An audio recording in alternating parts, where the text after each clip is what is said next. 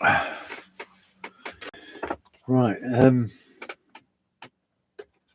I wasn't going to do anything today, but I thought, I will.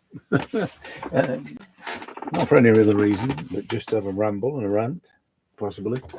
Although I'll try not to rant. This perfection thing, I think that I've had a week of kind of, I don't know if it's drifting in and out or something, or just slightly deviating from the norm, shall we say? And I had quite a good burn on the other day. I'm trying to. Somebody's asked me for someone. I'm trying to burn some to send it for them to try. I can't sell it because you get that, and sometimes that suddenly snaps and becomes that. So I can't sell it to anybody. So I'm going to gift it to him just to see how he gets on. But that was quite a good burn, and there's been 2 or 3 pieces that have come out of it this week. And I've said to you the other night that there's a bucket full that have come out. The difference between this and using the willow. Now, I think I tried some other willow, by the way. This is Winsor & Newton willow, and I tried, and there's a tiny piece here that was Dale Rowney. And the way that flowed, I know it's impossible to work with something that thin, but it was just the way that it flowed in comparison to this Winsor & Newton one. Was just this was like a wax crayon. Slightly, but this homemade stuff, the way it flows, you'll see in a minute what I'm talking about. I might have to just sort the lighting out because I think I'm gonna get. Oh no, I might not be that long doing this. I just want to talk about perfection. So I've had a week of doing, all these various that was a lesson in the week, and this is last night's lesson. And in between all that, other sketches and things. Now, I've got a pile at the side of me, constantly throwing things away that didn't work. Look at the sun on that. That's crazy, man. Very bright. Anyway, I don't know why it's so bright. Anyway, let me just sort the blinds out on the door.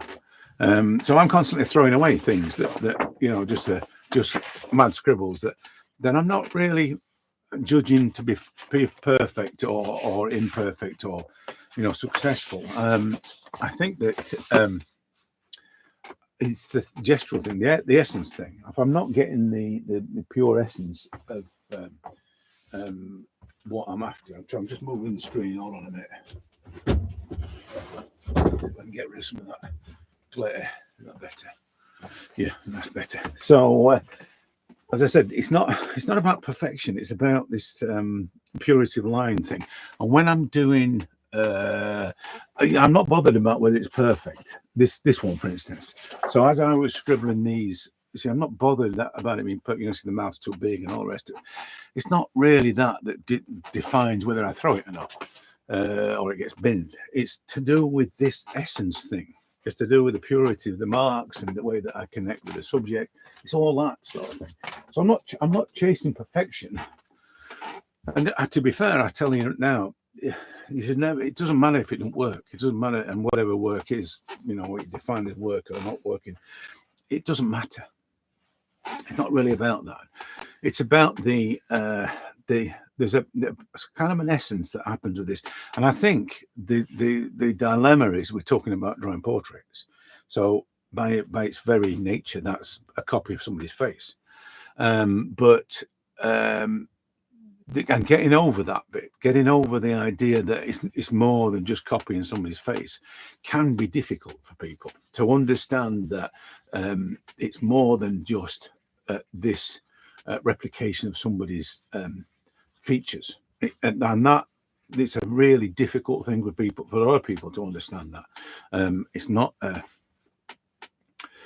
your normal way of approaching portraits. Portraits is just simply how well you can copy somebody's face, and that, as I said, is the dilemma. And I think that's where I'm sitting. I'm kind of sitting on the border between it's a kind of an art thing, and it's also this fairly commercial endeavor. We're just going to copy somebody's face and they pay us for doing it and all that kind of thing, and that's probably what the reason why somebody said to me the other day about this, is it just purely intuitive? No, it's not. I mean, to be quite honest with you, it's just as simple as 1, 2, 3. First thing is get your location sorted out, right? Second thing is find the shapes. Third thing is color it in, and that's it. And in between all that is your joyous excitement, which determines the way that these marks suddenly appear. It determines the flow of these things.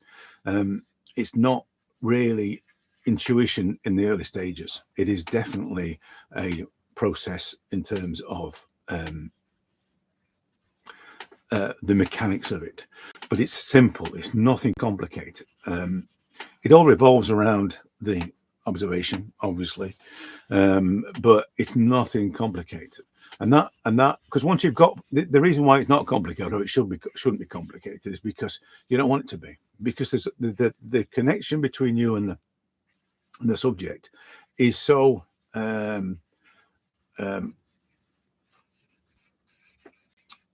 complicated, because it's the human thing, the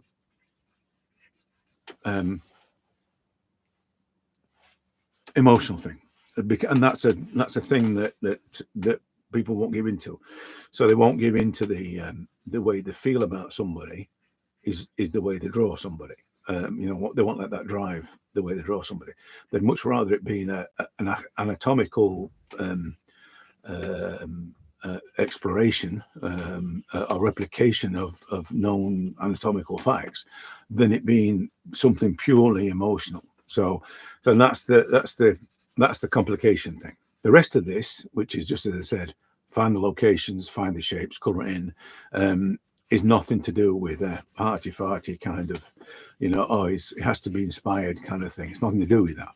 And as I said before, I'm not sure inspiration is a thing. I'm sure it is, and people would argue with me that it was. But for me, it isn't a thing. I don't need to be inspired. I need to be connected. That's where I need to be. So I think probably a good artist is somebody. In fact, somebody said that today. It was that Andrew Tischler or somebody was talking about AI, and he was talking about how great artists are connected with the world. And I think that's exactly what is the thing. It's not inspiration, it's connection that is the driver. So to be connected with people, to be connected with the world is what drives us artists or creatives to want to express our response to those things, and hopefully driven by proper emotional response, not a manufactured kind of predetermined, this is how the nose works and this is how the eyes work, and therefore everything else sort of just plugs together. We're not talking about Lego. We're talking about something that is, see, the difference is, if you want to do a sort of kind of analogy like that, I say Lego, it's the difference between getting plain bricks, which is what we were given as children, just plain bricks, and giving those kits that say this will make a fire engine. I'd rather just get the bricks in the first place and make a fire engine that looks like my fire engine, but they're going to give me the bricks to make an exact fire engine. That's the difference between anatomy and knowing about structure and everything else, and not knowing about structure and everything else. You end up with something that's far more probably not as acceptable to most, because some people just are insistent that it has to be a perfect anatomical replication.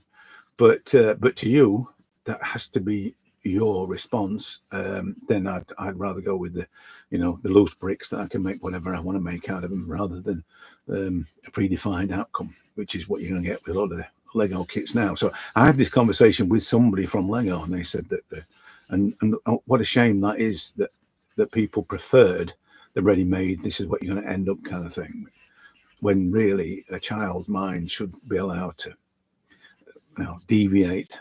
You know what I mean? That doesn't sound right, does it?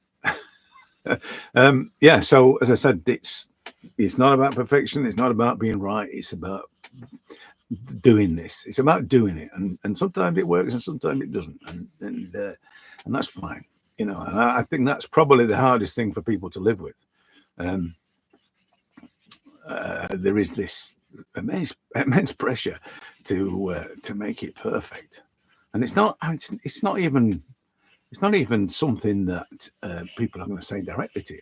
You know, it's just some great work. I say to Andrew Tischler, I mean, his work's amazing, and I mean, I have no inclination, just as I have no inclination to jump out of a plane with a parachute.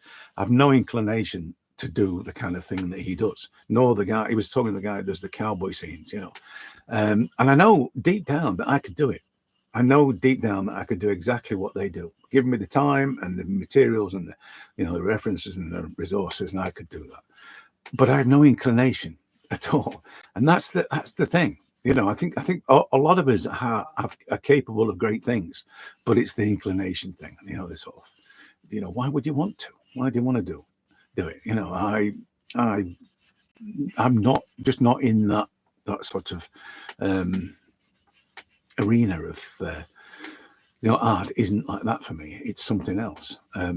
It's probably more about the expression for me. I'm probably that. It's just about expression, and it's very difficult to have a perfected outcome when it's all about expression, you know, because sometimes your response to something's not that good, and your expression, you know, how it manifests may not be acceptable to many. So but as I said, I'm all right with that. I'm all right with making mistakes, and I'm all right with it not being perfect, and I think that's probably the biggest lesson that I learned when I returned. And I always wanted perfection before, and as I said many times, it resulted in me being tortured, you know, and not really, well, not being happy at all with what I did most of the times, and so that's not good. That, and I think that if we can get over that, if you can get over the need to be perfect every time, because that's the good thing. I mean, it seems to be, I'm talking about this stuff, and something happens. Like somebody was saying the other day about Van Gogh making thousands of drawings or paintings or works, not just called works, and only sort of 100 of them are any good. You know, similar with Picasso as well, making thousands, and very few of them are considered to be works of art, or great works of art. So there is, you know, we all do it. We all have that that ability to make crap. You know what I mean? And so it's but it's good. I like that. I like the idea that, you know, it's not, sometimes it just doesn't, you know, the cosmos doesn't sort of provide us with the things that we desire, shall we say. It's not, without getting too spiritual, but I'm cool with that. I like the idea of it being not what we expected. That's the thing, because following my sort of logic of doing this, I start with no expectations, and it goes wherever it goes. It's that kind of thing. So I have to be prepared to accept however it develops. You know, it's not a case of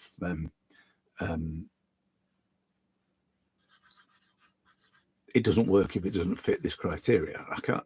Again, that's a perfectionist kind of mentality. So but I'm all right with the letting things flow and become what they want to become. I'm all right with that. And it manifests in everything. I mean, the marks I'm making, the way I make the marks, the way the charcoal works. I'll just say though that this charcoal is fantastic. If you can get to make some, as opposed to buying it, then do it. You know, get a little barbecue and stick it on the barbecue, which is what I did in the summer. I don't do it now in the winter, but in the summer that's what I was doing. But the difference, honestly, it just, you can see how it flows. It doesn't have the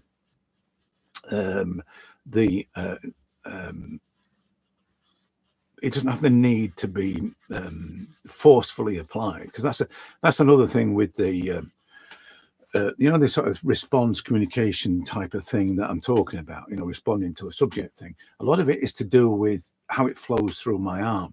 So if there is resistance in the medium, then it kind of interferes with that flow, and I can feel it. I can feel that there is a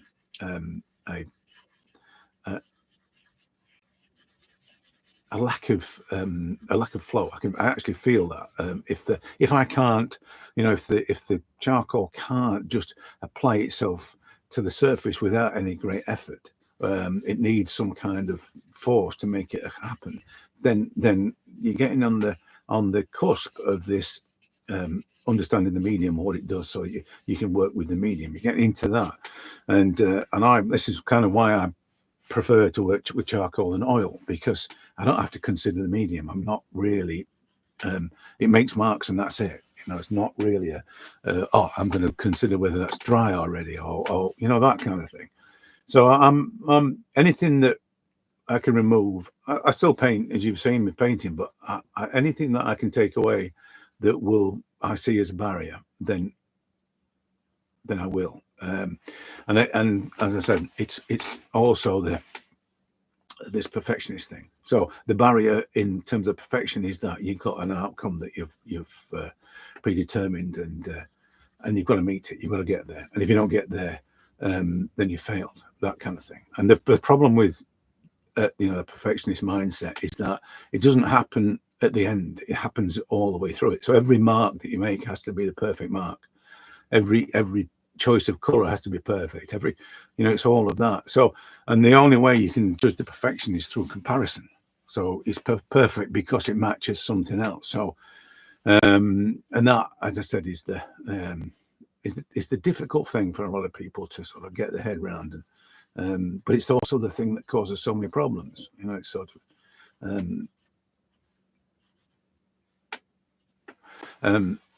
it's at the root of a lot of people's artist block because of this perfectionist mentality. But as I said, I'm all right with if it fails, or if you want to call it failure, I'm all right with if it doesn't turn out the way I wanted it to turn out. I'm all right with that.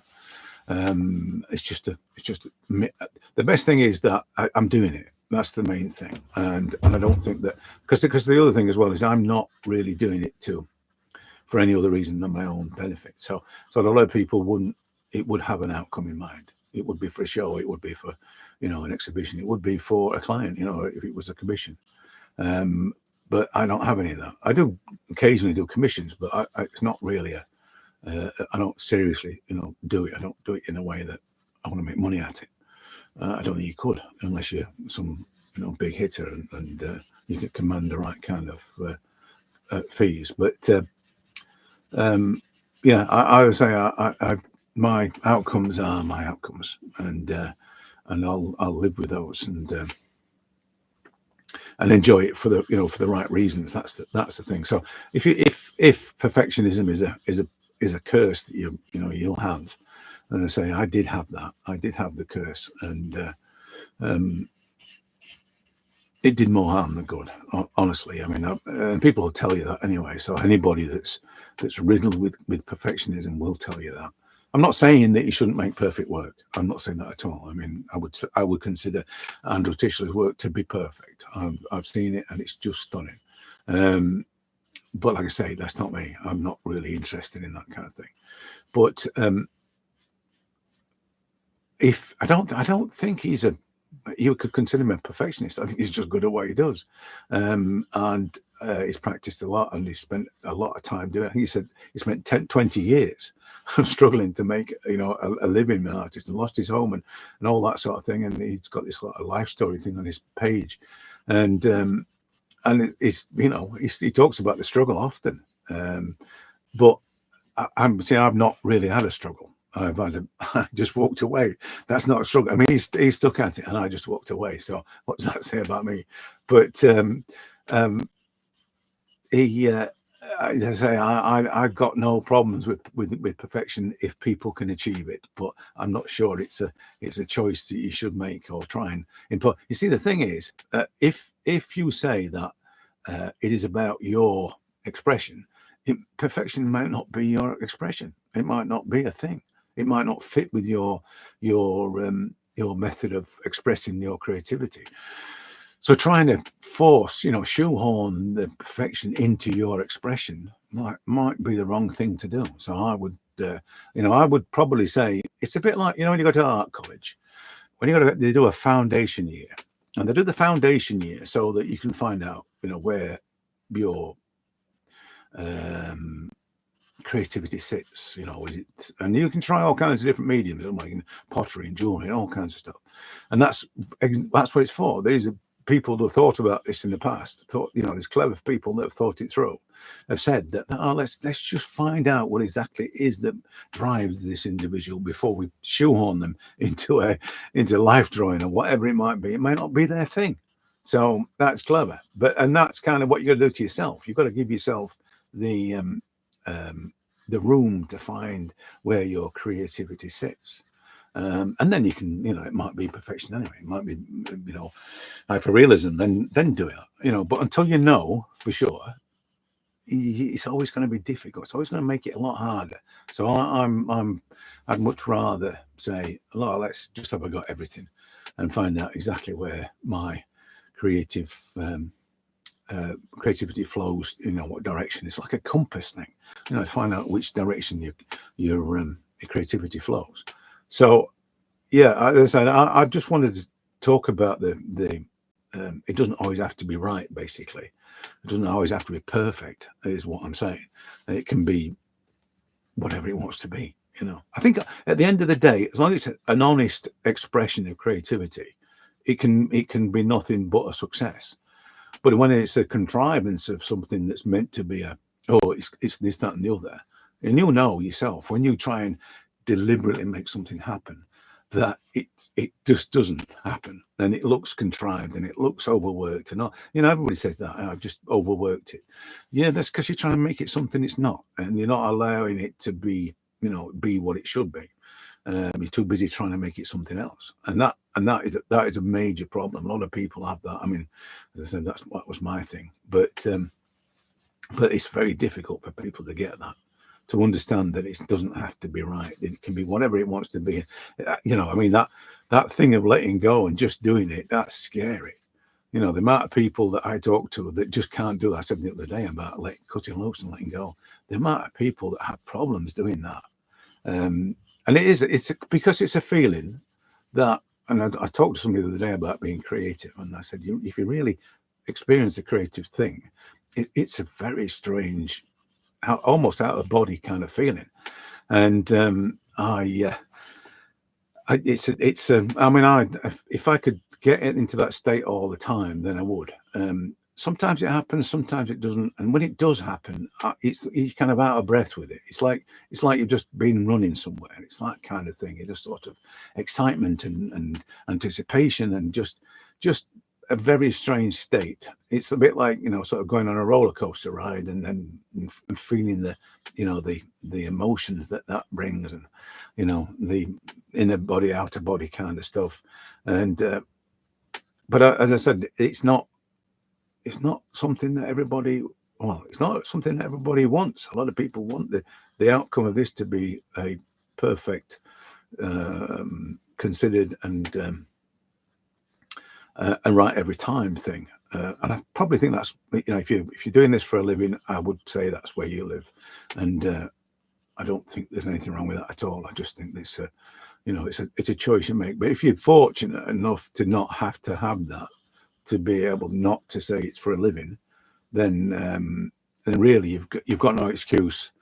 You can just, full tilt, straight head on into the sort of creative realm, and I think that's probably what a lot of people struggle with. The dilemma they've got is that, because the thing is, you come on here and you'll see all these amazing portrait artists, and they are sort of geared to specific outcomes. They're not talking about your response to somebody's face. They're talking about, this is how you replicate a face. This is what they're saying to you. And if you're new to this, that's exactly what the rules you'll follow. But as I said, it's not just about replicating faces. It's not just about making exact copies. It's about something much more than that. Truly, if you're doing a proper portrait, it's about so much more, and it's hard to get your head around all that. It's a bit fine arty. It's a bit it's a bit in that kind of world where sort of Lucian Freud would frequent that area, that kind of thing, and people would see. I mean, he was an amazing painter, full stop, but it's not. You wouldn't call him. Yeah, he makes portraits, so just figurative stuff, or whatever. But you wouldn't say he was just your sort of average portrait painter. It's not. That's not. You know what I mean? That's far from it. But for me, I think we all should be like that. We all should be. I mean, he was lucky enough, unfortunately, to have a different education to most of us. But I think that's the kind of thinking that we should all think about. We should all consider ourselves to be Lucian Freud. Probably not as extreme, but you know what I mean. It's like, why not? Why this is as much fine art as Mr. Freud, as far as I'm concerned. And obviously not in the same league, but there's nothing wrong with having been deluded in that way, because it's like I always say that this is the one place where you can be whoever you want to be, and you can do whatever you want to do. You have full control of what you're doing. So let's go for it. Let's be Lucian Freud. This week we'll be Lucian Freud. Next week we'll be Salvador Dali, and the week after that we will be Picasso. So it's that kind of thinking. I don't think we should be tied to it. I don't think it should be tied to a genre or to a standard or an outcome. I think we should be just doing what we want. And if art isn't about doing what you want, I don't know what is. It's the most do what you want place I've ever been. Everywhere else in my life, I've done what other people want. But this in drawing and portraits, I'm just doing exactly what I want. Nobody can stop me. That's the best thing. Except, as I said, if you're doing portraits and the commercial sort of thing, you've got a client to please. But I always say, when people say that to me, I always say, well, the reason why they came to you was because of your work, and your work was done probably not as commissioned. It was done as your own thing, and that's what they're buying. They're buying your uniqueness. So give them that. Give them the stuff, even though it's not a perfect replica of a photograph, which is what most people end up requiring. Give them you, and that's the most important thing. Always be true to you. That's what they buy. That's what people want. I mean, I've had people come to me wanting portraits, and I've said that I won't copy a photograph that you send me. I'll make you a portrait. I'll make a great portrait, but I won't copy the photograph that you sent me, which is the standard way of doing this. But it's the main thing, I think, is not to be put off by possible. I can't call them failures, because they're not failures. Someone said to me, no creative endeavor is wasted.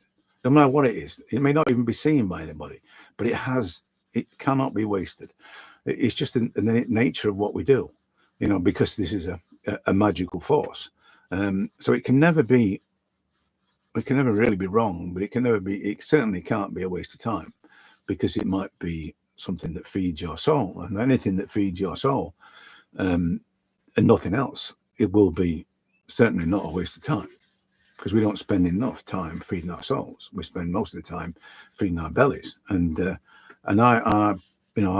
probably am guilty of that as well. I mean, I'm not certainly feeding my belly, but I'm not kind of connected enough sometimes to the nature of what this is, and how powerful it is in terms of my psyche, my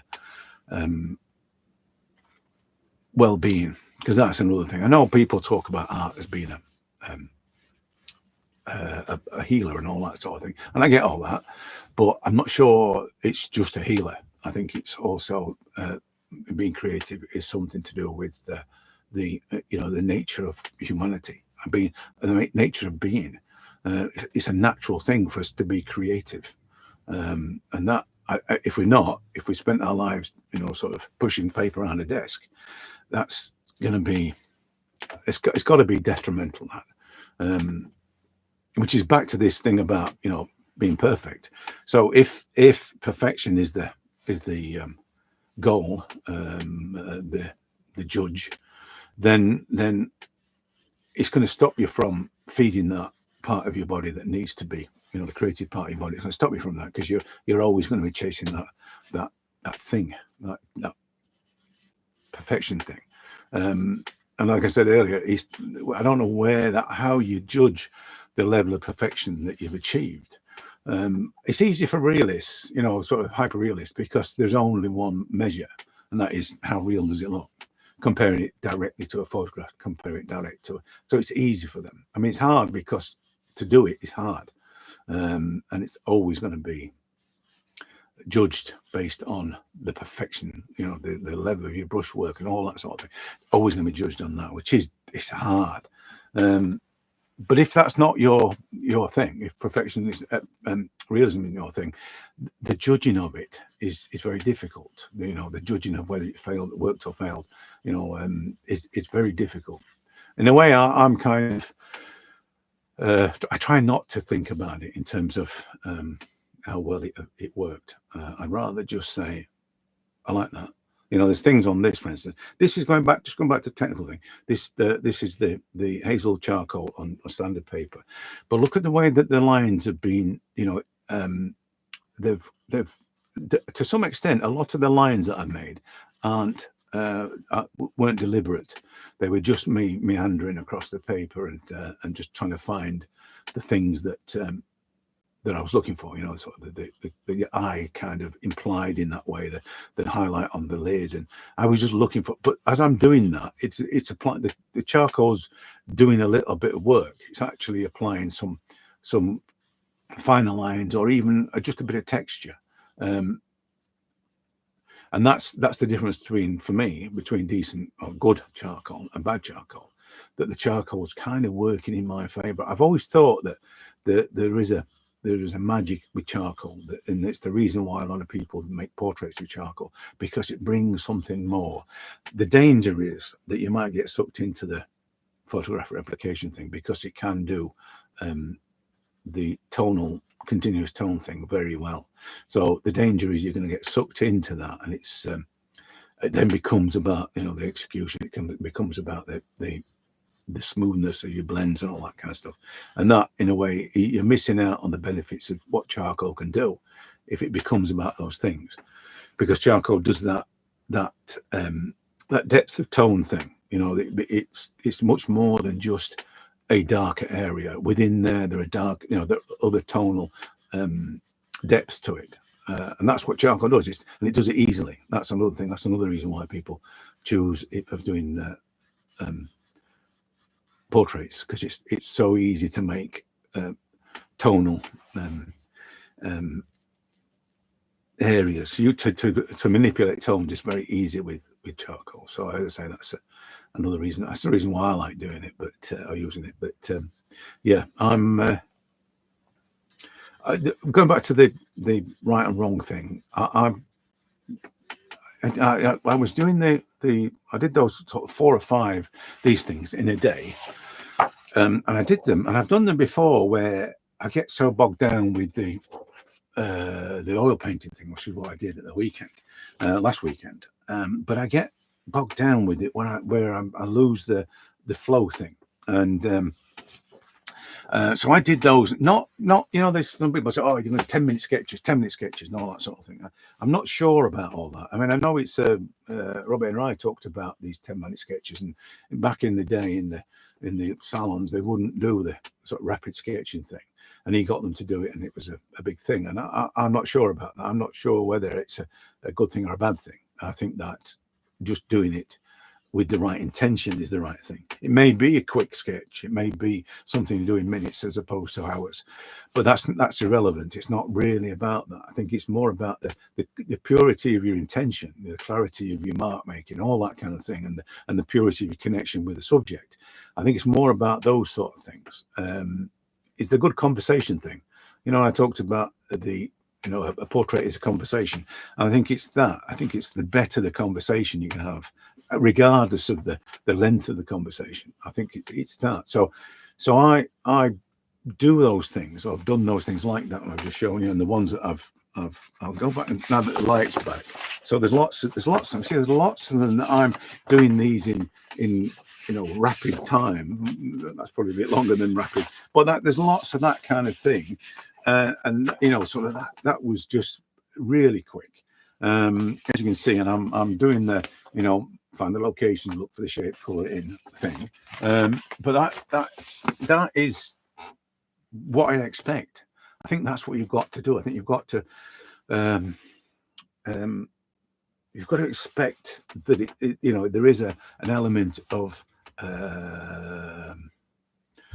it's not failure. There is an element of you're going to do this and it's just going to happen, and sometimes it works and sometimes it doesn't. You know, you got the light that's coming onto this face, and you've got this, you know, as I'm working this, you can see how it's all sort of falling into place. But a lot of it is this investigation thing.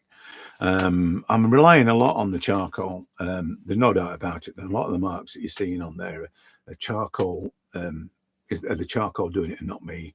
And you know, so just the general feel of it is just charcoal. You can see it, but if you start out with this idea that it's going to be a success, it's going to be this and it's going to be that, or it's got to be this and it's got to be that, that's even worse. Or the other one is, I'm going to make art, that kind of thing. If you start out with that, you kind of on a sticky wicket to start with. You're not going to be as adventurous. You know, you're going to fear making mistakes. And it's just, you know, it's very hard to be like that. It's very hard. It's hard on yourself to be like that. And I'm, you know, big on sort of, you know, me first kind of thing. I want it's all about me. This is all about me, not about anybody else. Whether somebody likes it or not is not my concern. And that is, as I say, is kind of at the root of everything. You know, I don't want to make perfect outcomes every time. I don't want to do that. I just want to do this, and sometimes it'll work and sometimes it won't. And sometimes when it doesn't work, I like it more than ones that do work. So it's that. As I said, I think that not enough people are able to embrace that kind of freedom. When it comes to doing this, they're too bogged down with other people's rules and other people's ways of doing it and other people's outcomes. Because that's the other thing as well, is that you see somebody, I say, like Andrew Tischler, and you think, oh God, his work's amazing. And that's one thing that you want to do. You want to do those vast landscapes and things. That's just going to put you off. That seeing somebody who does it so well is just going to put you off. So it's better. I mean, I just tell people to keep away from stuff great work. Just keep away from it. Keep away from it until you're strong enough to know that that's Andrew Tischler's at work, and that's his own thing. That's his way of working, and the outcomes he gets are him. You know, it's not your way. Find your way. But as I said, it's hard. It's very hard if you're trying to do this, especially if you're new to it. It's very hard to take on board what I'm saying, because it doesn't sort of fit with the narrative that you've heard. And as I said, I'm very. Sometimes I'm quite. I'm annoyed by people who say, this is how you should do it, and this is. Well, you've heard me in the other the video sort of ranting a little bit about people saying it must be this good and it must be like that. But there are other times when it makes me feel sad as well, because it's sort of telling people that are just starting out that this is how it should be, and if you can't do it, you're not good enough. You know, it's that kind of thing as well. So, as I say, a little bit of sadness there, particularly when I know the value of this for me. You know, I said, you know, I had cancer in it, and it's the worldview changes. You know, you just, you know, you live for the day, and it's all about me. I know it's all about everybody else, but primarily, particularly with this is about me. And if this makes me happy, then people around me will be happy because I'm happy, because I'll spread the happiness. You know, that's the kind of thing. But without getting too spiritually type relevant, I think is important. I think, as I said earlier, you've got to feed your creative soul. And many of us have neglected it for so long that it has to be fixed. It has to be rectified. And then I say that if you've got some kind of designated outcome, it's going to be harder to do that, because you're not going to feed your soul. You can probably feed your intellect, and turn it into a logical explanation and all the rest of it. And that's not really good. I always think that you shouldn't be able to explain art. It shouldn't need explanation. It should just be, and it will ignite or excite or depress or delude. So I just I don't know. As I said, my main reason for this is I'm trying to say to people, don't stress about it. Just do it. If it doesn't work, it don't work. It doesn't really matter. And the thing is, when I say that to people, I say that to students. It doesn't really matter. We don't care. Just do it. And when they have that, when they can embrace that, their work is amazing. Honestly, it's this crazy thing. As soon as you let go, you're better at what you do. It's like that. It just seems to work. So if you can let go, if you can just say, to hell with it. This is why I talk about scribbling. I've said this before, and people have said this in the, with the course. The scribbling thing is a way of metaphorically letting go. I'm only scribbling. It doesn't really matter. I'm just scribbling. So you get this sort of devil may care attitude, and it works. It just works. And that is it's just a trick, really. And people sort of look at it and think I'm just scribbling and all that, but I'm trying to hoodwink my brain into thinking that I'm not actually trying. I'm just messing about. It don't really matter. So go away and think about cutting the lawn, and it's that kind of thing. So I try and, as much as I can, just let go and not worry about it too much. When I worry about it too much, it never really works.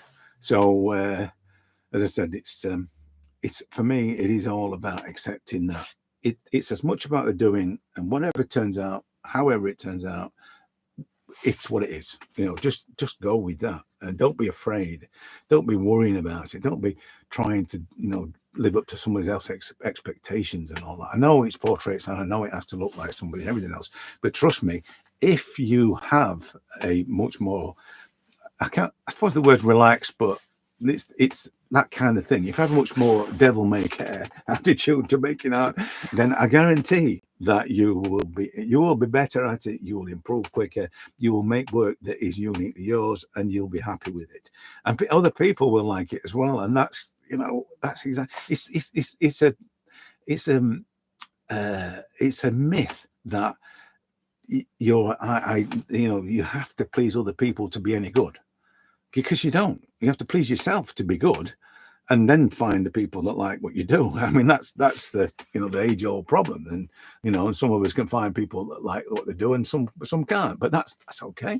That's okay. It doesn't matter either way. At least you did it. At least you did it your way. At least you left a mark that was uniquely yours. Because that's the thing. I'm probably not leaving any marks apart from the fact that there's 2,000 drawings, or nearly 3,000 drawings in folders. So I said to my boys when I'm gone, make sure you auction them off and get a good price. So but that's it. At least I'm leaving a mark, and it's uniquely mine. I'm not trying to be anybody else. I'm not trying to be another artist. I'm not trying to look like somebody else's artist, another artist. I'm trying to create my own, and it's my own expression. That's all. It's just my own personal expression. Whether it meets somebody else's criteria or not is not my concern. So anyway, but that's the main thing I'm trying to get across. Just do it, and just don't worry about the perfection thing. It can really, really stop you from creating anything that's any good. So we talked quite well, that, didn't it? After all the scribbling. But like I say, for the person that asked me about, is this intuition? No, it's not. I think creativity is a cross between intuition and instinct. But I think what I do is purely function, and the function is designed to allow me to express. So rather than learning some complicated anatomy or some complicated geometry, I chose to say, well, what's the basic things I need to do? I need to get the things in the right place. How do I do that? Dot, dot, dot, dot. The next thing I need to do is look at the shapes that define the face. And the next thing I have to do is manage the tones that give the shapes form. So that's all I do. And in between all that, I'm talking to the face. I'm talking to it. I'm communicating with it. I'm connecting with the feeling of the face. That's all. That's the real stuff. That's what makes it special. But the practical stuff, dead easy. So if you can't learn that, then, and it's designed, as I said before, with the dots, it was just designed to be simple. That's all you got to do. Just learn that, and then let yourself free. You know, that's the thing. Just learn the basics. It's like standing up on a skateboard. Once you've learned to stand on it, you can do all kinds of tricks. But learn the basics first. This is just dot, dot, dot, shape, coloring. Once you've got to that point and your observation is tuned, then go for it. Just let your soul express itself. That's all it's about. And as I said, don't worry about trying to be perfect or meet somebody else's criteria. Right, I'm going to leave it at that. I wanted to do something today because I didn't do anything yesterday, but I thought I'll do something today. Hopefully I've not rambled too much. And I think it's worked out all right, that, considering. I don't know why I said considering, but you know what I mean. Considering it was quick. Catch you in the next one.